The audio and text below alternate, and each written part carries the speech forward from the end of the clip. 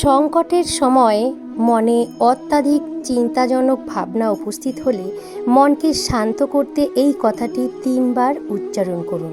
দেখবেন এই একটি কথার দৈব শুনে আপনার সমস্যার তৎক্ষণাৎ সমাধান হবে। আমরা জীবনে বারবার এমন পরিস্থিতিতে পড়ি যখন আমাদের কী করণীয় আমরা বুঝে উঠতে পারি না। তখন বিভ্রান্তি আমাদেরকে ঘিরে ধরে, যার কারণে জন্ম নেয় দুঃখ, কষ্ট। সেই সব সমস্যায় এই একটি কথা 3 বার বললে ফল পাবেন সঙ্গে সঙ্গে। তাই আজকের এই ভিডিওটি শেষ পর্যন্ত দেখুন সেই কথাটি জানার জন্য। নমস্কার বন্ধুরা, সনাতনী ইউটিউব চ্যানেলে আপনাদের সকলকে সুস্বাগতম। তো বন্ধুরা, ভিডিওটি শুরু করার পূর্বেই আপনাদের বলে নিই, আপনারা যদি আমার চ্যানেলে নতুন হয়ে থাকেন তাহলে অবশ্যই এই চ্যানেলটিকে সাবস্ক্রাইব করবেন এবং এই রকম আরও নিত্য নতুন ভিডিও পাওয়ার জন্য পাশের নোটিফিকেশন বেলটি অন করে রাখুন। তাহলে চলুন বিষয়টি জেনে নিই। এই একটি কথার ক্ষমতা সম্পর্কে জানতে প্রথমে কয়েকটি কাহিনীর কথা বলবো আপনাদের। রামদাস নামে এক ব্যক্তি একবার ব্যবসার কাজে খুলনা যাচ্ছিলেন। তিনি স্টিমারে উঠলেন। হঠাৎ পশ্চিম আকাশে কালো মেঘ ঘনিয়ে এলো, তারপর ঝড় উঠল। সেই ঝড়ে নদী উত্তাল হলো, তাদের নৌকাটি মোচার খোলের মতন দুলতে লাগলো। যাত্রীরা ভাবছে এই বুঝি নৌকা ডুবে যায়। সবাই চিৎকার এবং কান্নাকাটি করতে লাগলো। সবাই ভাবলো আর বুঝি রক্ষা নেই। তখন একজন বৃদ্ধ ব্যক্তি মুখ খুললেন। তিনি ওই নৌকা করে কাউখালী যাচ্ছিলেন। তিনি বললেন, তোমরা ভয় করো না, সকলে শান্ত হও। এই একটি কথা তোমরা সবাই 3 বার উচ্চারণ করো, দেখবে সব বিপদ কেটে যাবে। অমনি সকলে মনে মনে এই কথাটি 3 বার উচ্চারণ করল। একটু পরে ধীরে ধীরে আকাশের মেঘ কেটে যেতে লাগলো। কিছুক্ষণের মধ্যেই ঝড়ের তাণ্ডব কমে এলো, সকলে প্রাণে বাঁচল। সেই বৃদ্ধ ব্যক্তির চরণে সবাই তাদের আন্তরিক কৃতজ্ঞতা নিবেদন করল। তখন সেই ব্যক্তি বললেন যে আমার দ্বারা কিছুই হয়নি, যা কিছু হয়েছে ওই কথাটির ক্ষমতার গুণেই হয়েছে। তোমরা তার কাছে তোমাদের কৃতজ্ঞতা নিবেদন করো।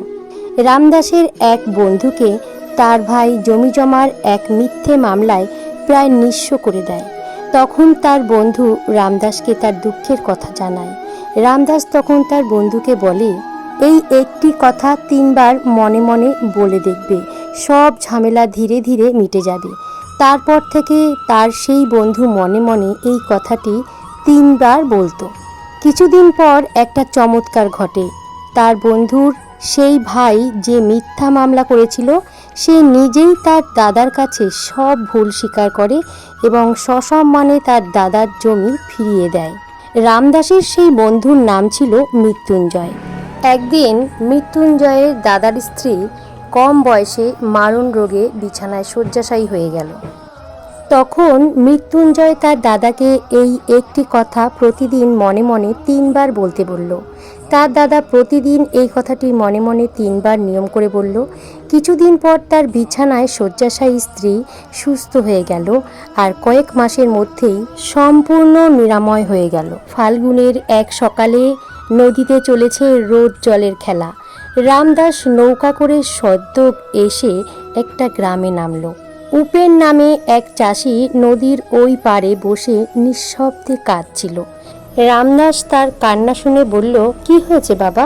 উপেন বলল, আমার খুব বিপদ, কি করব বুঝে উঠতে পারছি না। অর্থের খুব প্রয়োজন, নইলে ধার শোধ করতে পারবো না। ধার শোধ করতে না পারলে আমার জমি জমা সব বিক্রি হয়ে যাবে। তখন রামদাস তাকে বললেন, এই কথাটি 3 বার মনে মনে বলো, তোমার সব সমস্যা কেটে যাবে। তখন উপেন তাই করল। সে এই কথাটি প্রতিদিন মনে মনে 3 বার বলতে লাগলো। কিছুদিনের মধ্যেই উপেন তার স্ত্রীর বাপের বাড়ির একটি জমি বিক্রির মোটা অর্থ হাতে পেল। যে জমি নিয়ে অনেক সমস্যা চলছিল, সেই সমস্যা এই অর্থ দিয়ে মিটে গেল আর উপেনের সব ধার শোধ হয়ে গেল।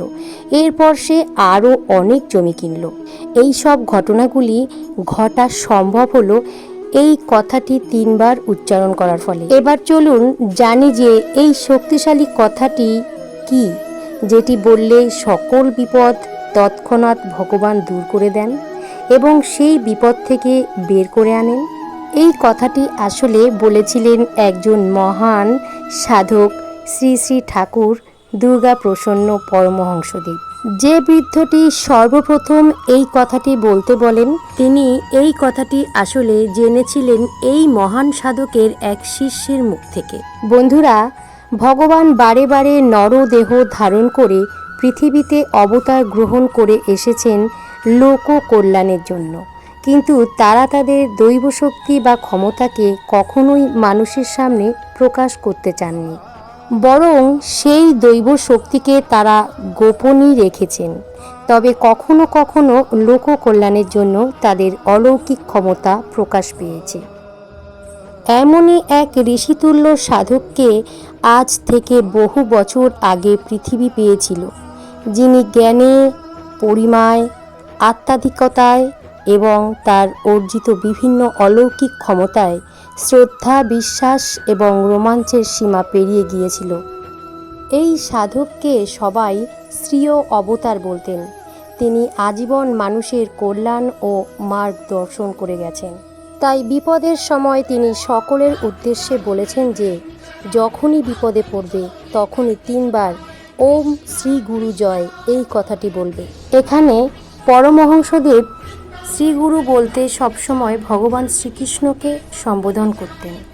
তাই তিনি বলেন যে যখনই কেউ 3 বার ওম শ্রীগুরু জয় বলবে, তখন শ্রীগুরু অর্থাৎ স্বয়ং ভগবান সেখানে আবির্ভূত হয়ে তার শিষ্যকে রক্ষা করবেন।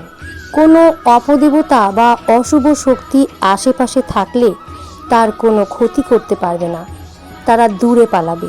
এই নামের এতই মহিমা এবং এতই শক্তিশালী এই মহামন্ত্রটি। তাই যখনই বিপদে পড়বেন তখনই 3 বার বলবেন ওম শ্রী গুরু জয়, দেখবেন সকল বিপদ কেটে গেছে। এবার আসুন শ্রীকৃষ্ণের অমৃত বাণী সম্পর্কে কিছু জেনে নিই। প্রজ্বলিত অগ্নি যেমন জ্বালানি কাঠকে ছাইতে পরিণত করে, ঠিক একইভাবে আমাদের জ্ঞানের আলো আমাদের মনের মধ্যে থাকা আত্ম অহংকারকে ছাইতে পরিণত করে। যে ব্যক্তির মন তার শত্রু এবং বন্ধুদের মধ্যে সম্পূর্ণ ভেদাভেদহীন, কেবলমাত্র তিনি পরম শান্তির অধিকারী।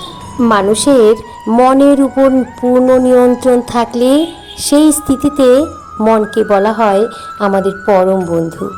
ঠিক একইভাবে মনের উপর যদি নিয়ন্ত্রণ না থাকে, তবে সেই স্থিতিতে মন আমাদের চরম শত্রু হয়ে ওঠে। ষড়রিপু উপর প্রভূত নিয়ন্ত্রণই হল একজন সফল মানুষের প্রধান পরিচয়। সততার সাথে কর্ম করতে জীবনে বহু বাধার সম্মুখীন হতে হবে। ধৈর্য থাকলে অবশেষে গর্বের সাথে জয় তোমারই হবে। মানুষের দুঃখের একটি বড় কারণ হল নিজের সাথে সর্বদা অপরের তুলনা করা। যে ব্যক্তির মধ্যে অহংকারের মাত্রা যত বেশি, সেই ব্যক্তির জ্ঞানের পরিধি ততই কম। জীবনে লক্ষ্য স্থির রাখা আবশ্যক, কারণ লক্ষ্যহীন জীবন মানুষকে ভুল পথে পরিচালিত করে।